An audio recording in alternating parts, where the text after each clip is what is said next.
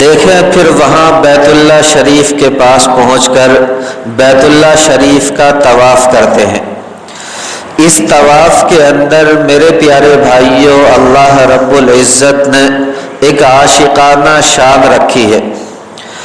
جس طرح ایک عاشق اپنے محبوب کے گھر کے گرد چکر لگاتا ہے، اسی طرح یہ اللہ رب العزت کا بندہ اللہ رب العزت کی محبت میں اللہ رب العزت کے گھر کے گرد چکر لگا رہا ہے۔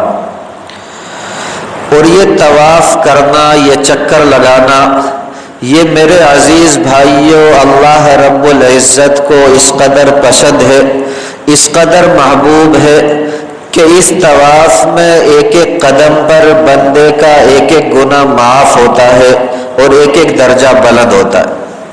حدیث مبارکہ کے اندر یہاں تک آتا ہے، نبی کریم صلی اللہ علیہ وسلم نے ارشاد فرمایا، جو بندہ بیت اللہ کا طواف کرے اور 2 رکعت نماز ادا کر لے، اللہ رب العزت اسے ایک غلام آزاد کرنے کے برابر ثواب مرحمت فرماتے۔